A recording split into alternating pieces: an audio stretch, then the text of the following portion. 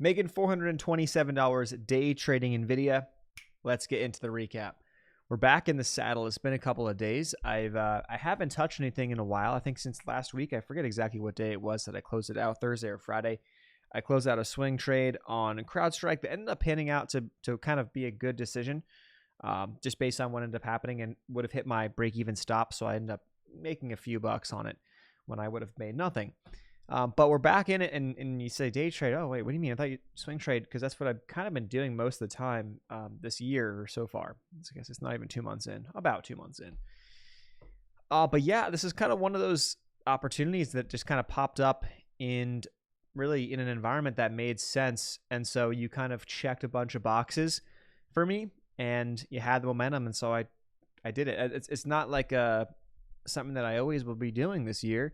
My plan is to do this a lot less and see how much better I can do by doing it a lot less, where I did it a lot more last year and essentially was break even on day trades. All my money I made was on swing trades. So think about how much energy, time was wasted. But you could say, was it wasted? Right, you learn lessons and stuff. But right, that's a thought. So let's get into it. We essentially got in on the 10K account, made 121, which is kind of I say a lot, but like, because I play these with a little bit smaller risk. So I think I risked about $75 in this trade, and fairly quickly moved my stop loss to $50 risk and then to a break-even stop.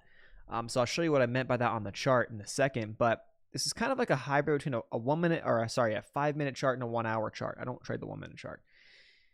Most of my day trades are taken on the 5 minute or the 1 hour. This is kind of a hybrid of the two, so you'll see what I mean when I get into the chart here. But so when I say it was a decent amount, it's because, 122 in a matter of like an hour. I was in the trade for about an hour. In the matter of an hour, like, that's a pretty good, dollars per hour, because that was on this account, and then I made 305 on the other account. So it's like $427 per hour, right? If you think about it that way. I mean, you could think of it that way. I don't know if I really think of it that way, but you could. But I usually will size my day trade smaller than I do on my swing trades. This is kind of close to a swing trade size. Now, probably a little bit larger on the swing trade size now, but it's close. Usually I would risk, or I'd make maybe about $100 risking 75. This momentum was there. It was a big move. So, and it's still going. So let's get into it. Really, this is based off of me seeing NVIDIA. We'll get into these lines, what they mean in a second. I mean, I see NVIDIA on the daily, and I'm just kind of scanning through, daily charts, and just happen to pop through this one. And I'm like, this is like pretty impressive to me. And I kind of remember seeing this not that long ago. We had decent downside, not insane, but we had a decent, bearish engulfing, if you will. And then we saw a downside for a couple of days. So I figured they had earnings yesterday. Momentum is there. If we start to break some of these lows, 125, this could be a nice move down. And that's exactly what happened. So if I go to the 5 minute, so I was looking at the daily first, because I kind of let that bearish engulfing look got me thinking. And then I see this and I go, oh my gosh, like this is a classic situation. So what I mean by classic situation is, like, you have, I'm trying to zoom this a bit better, or look this a bit better. So you had the earnings, whatever happens, and then it really didn't do much. And then we open up and then just kind of hammer down.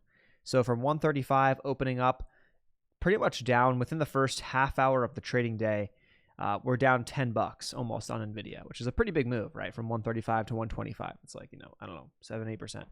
Decent sized move. Then you have this wedge develop. And when you see these types of situations, you think, oh, this could be a bear flag, or it could be kind of a bearish wedge, if we break that, because we had momentum to the downside. If we break that, it could be a nice downside move. But sometimes what ends up happening with these wedges, or just in general, is you'll get these moves that kind of break, and it broke the wedge up, like, oh, we're actually going to go up. But then we started to see pressure. And when that started to unravel, I happened to just be stumbling upon the charts. I just happened to look at the charts at this time of day, and I saw NVIDIA somewhere in this ballpark, and I go, whoa. That to me is looking like false breakout to the upside, false bullish breakout. Now, of course, it's technically down the day, so bullish, it's all relative on the time frame. But false bullish breakout, potentially for a bigger break to the downside if we break these lows. And so that's what I was looking for, really a break of those lows. Now, in the grand scheme, like but then I look at this and I say, well, technically speaking, I don't really see my setup on the 5-minute time frame right here, because it would take, maybe like 5, 6, 7 candles for me to really see it. I don't see it there. But where I did see that, I back it into the 1 hour and I go, well, yeah, you have it in the 1 hour. So you had it it had a look on both, and that was the look. Really, the 1 hour kind of sealed the deal, because you had the bear flag, kind of set up, and then you had this big upper wick, and then just breaking down, break that, and then boom. So my original stop loss was based off the 5-minute, and it was based off of, if I go back in time here, 127, because that was pretty much the breakout point right in here. Once we broke above 127, that was kind of like breaking the wedge. So my view was, I don't want to see us above that 127. If we go above that level, I don't want to be in. So that was my original stop, and then I moved my stop loss to pretty much the breaking candle high on the 5-minute time frame, which is right around here, 126.18. I think I moved it to 126.25. So I originally was risking like, I don't know, 70, 80 bucks, and then I ended up risking like 50, 60 bucks, 40 bucks, something like that, by moving my stop loss to there. So I cut my risk in half roughly, and then we pretty much got like majority of the way down there. So then I moved my stop loss to break even, which at that point I was like, oh, maybe we're going to get stopped out breaking that. It's kind of a pain. It's kind of sucks, but we didn't. We kind of just retested this blue line and then broke to the downside. Now, what that blue line is, I drew in, is just because that was the low from Tuesday. It's Tuesday's low, retested that low, and then boom, downside hit. So that was really nothing crazy, It's just one of those where it's like, okay, just put yourself in position. I do your thing, and if it works, it works. Doesn't work, doesn't work. Don't risk more than you're willing to lose on the day trade side, because again, it could be quick, a little more noise on the day on the shorter time frames. So less edge in my view. That's kind of how I see it. So, good trade to be back. First day trade back. Not the first day trade of the year, I don't think, but first day trade kind of back in at the desk. I was away in Zion, Vegas, Zion. Absolutely beautiful out there. I'm moving out there. I officially decided this was the weekend. Officially decided I'm moving. Dude, it's awesome out there. So that's that. Back into this. 7:32. I'm probably going to make the recap tomorrow. I don't think I'm going to trade tomorrow. We'll see. Unless momentum is there in the market, we'll see. But probably make the recap for the end of the month tomorrow. And we'll kind of go from there, because I don't envision more trades. And then next week, I'm starting the week off skiing back in Utah. So I'm going back to Utah, which is interesting. But that'll be fun. And I don't really, maybe there'll be some swings, but I doubt there'll be much going on there. So we'll see. Hope for some good snow. Forecast looks decent. We'll see if we can get some POW. And I'll catch you guys in the next one. This is TradeZilla. I'll leave a link to them below like always. Code TC10 saves you 10%.